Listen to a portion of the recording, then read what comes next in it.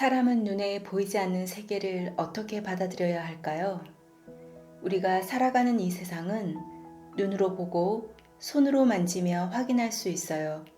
그래서 이 세상이 실제로 존재한다는 것을 자연스럽게 받아들이죠. 하지만 영의 세계는 그렇지 않아요. 눈에 보이지 않기 때문에 정말 존재하는 것인지 궁금해질 수밖에 없습니다. 지난 영상에서는 하나님께서 인간의 영을 상대적 사랑의 대상으로 삼고 서로 기쁨과 사랑을 나누며 영원히 함께 살아가기 위해 창조하셨다는 내용을 살펴봤어요.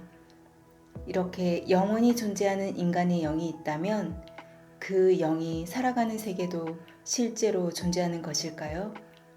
이번에는 정명석 선생님이 기록한 역사의 기록에서는 영계의 존재를 어떻게 설명하고 있는지 살펴볼게요. 영계는 정말 존재하는 것일까요? 사람들은 보이지 않는 영의 세계를 마치 하나의 화면 속에 나타나는 것처럼 생각하기도 하지만 이 책은 그렇지 않다고 말하고 있어요. 이 책에서는 우리가 살아가는 육의 세계가 실제로 실물로 존재하듯이 영의 세계도 실제로 실물로 존재한다는 거예요. 그리고 하나님께서는 인간의 영을 창조하시고 그 영들이 살아갈 영의 세계도 창조하셨다고 설명해요.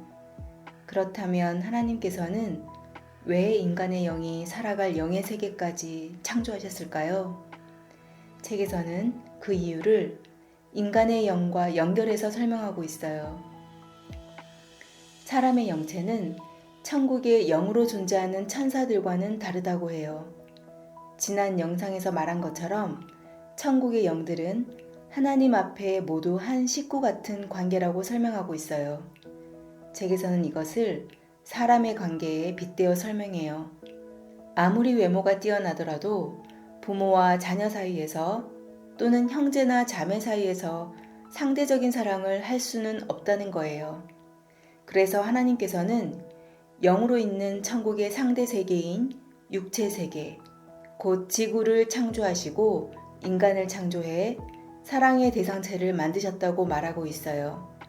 그리고 인간이 하나님의 상대체가 되기 전까지는 하늘나라의 자체적인 상대들과 창조 역사를 이루며 하늘나라를 창조해 나가셨다고 해요. 이후 땅에서 구원 역사를 펴 나가시면서 구원받은 영들이 살아갈 영계도 창조하게 되었다고 설명해요. 책에서는 이 내용을 사람이 사랑하는 상대를 만나 새로운 세계를 만들어가는 모습에 비유했어요. 남자가 결혼하기 전에는 자기 가족들과 함께 가족이 살아갈 세계를 만들어가지만 사랑하는 사람이 생기면 그 상대와 새로운 세계를 만들어가게 되죠.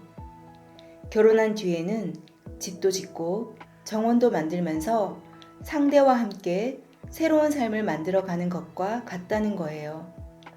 이와 같이 하나님께서도 사랑의 상대체인 인간으로 인해 그에 맞는 영의 세계를 새롭게 창조하셨다고 이 책은 설명하고 있어요. 그렇다면 그렇게 창조된 영계는 우리가 살아가는 육의 세계와 같은 모습일까요? 이 책에서는 영계는 육의 세계와 다르다고 말하고 있어요. 영의 세계와 육의 세계는 서로 교통하고 일체되어 존재하지만 구조와 형태도 다르고 생각하는 것도 다르며 체제도 다르다고 해요. 영의 세계에는 우리가 사는 세상에는 전혀 없는 것도 있고 생활하는 모습과 존재물도 다르다고 설명해요. 그래서 처음 영의 세계를 보면 그 존재 세계를 이해하기 어렵기도 하고 기이하고 신기하게 보이는 것들도 많다는 거예요. 책에서는 이를 원시인들의 세계와 발달된 세계가 서로 다른 것에 비유하고 있어요. 그만큼 영의 세계는 육의 세계와 차원이 다르다는 설명이에요. 또 하나 책에서 분명하게 이야기하는 내용이 있어요. 영계는 육이 아닌 영이 가는 세계라는 거예요. 사람이 육체를 가지고 우주에 가려고 해도 맨몸으로는 갈 수가 없어요. 육신은 맨몸으로 1m도 위로 올라가지 못하고 중력권을 뚫고 올라갈 수도 없다고 책에서는 말하고 있어요. 그런 육체가 어떻게 그대로 천국에 갈 수 있겠냐는 거예요. 그래서 이 책에서는 육의 세계에서는 육을 가지고 살고 영의 세계에서는 영을 가지고 산다고 설명해요. 육신이 하나님과 메시아를 믿고 그 말씀대로 행하면 그 영이 변화되어 천국에 가는 것이라고 말하고 있어요. 그러니까 육체가 그대로 영계로 가는 것이 아니라 영이 영의 세계로 간다는 거예요. 그런데 영계는 하나의 세계로만 이루어져 있는 것도 아니라고 해요. 이 책에서는 영계에 각각 차원대로 존재하는 세계가 아주 많다고 설명하고 있어요. 하나님께서 영의 세계를 몇 개의 지역으로만 정해 놓으신 것이 아니라 정밀하고 세밀하게 체계를 정해 놓으시고 그 체계에 따라 각각 자기 위치와 주관권에 해당되는 세계에서 살아가게 하셨다는 거예요. 책에서는 이것을 우리가 살아가는 지구의 모습과 비교해 설명해요. 지구에는 많은 사람들이 함께 살아가지만 모두 똑같은 환경에서 똑같은 삶을 살아가는 것은 아니죠. 한 나라 안에서도 각자 자기 삶의 수준대로 생각이나 사상대로 직업에 따라 나뉘어 서로 다르게 살아갑니다.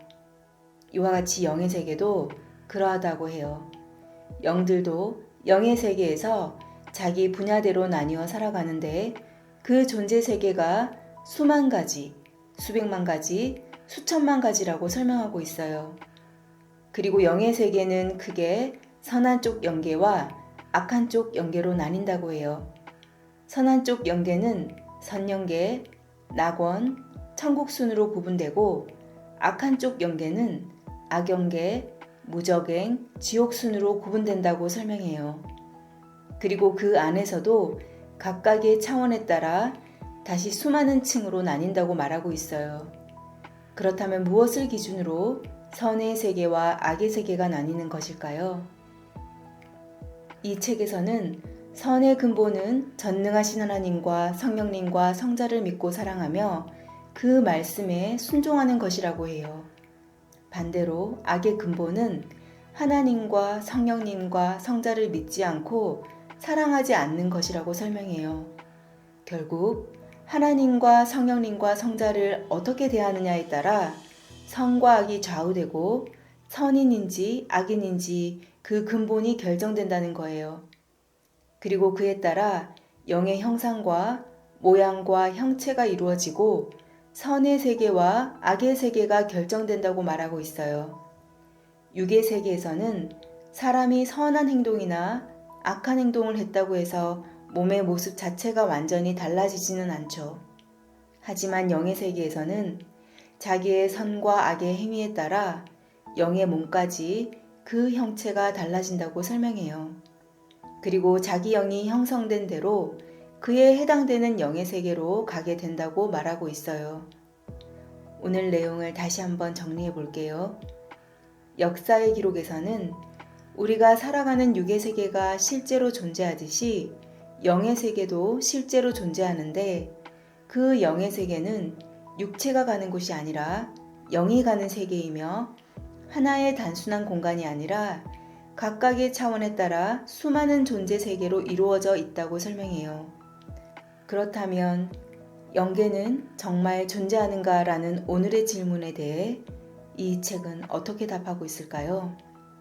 육의 세계가 실제로 존재하듯이 영의 세계도 실제로 존재하며 하나님께서 인간의 영을 창조하시고 그 영들이 살아갈 영의 세계도 창조하셨다고 설명하고 있어요.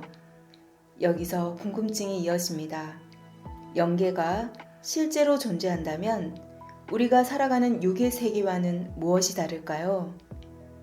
다음 영상에서는 역사의 기록에서 설명하는 영계의 특징에 대해 알아볼게요. 영계는 어떤 세계인지, 그리고 우리가 살아가는 육의 세계와는 무엇이 다른지 책의 내용을 따라 한 걸음 더 깊이 살펴보겠습니다.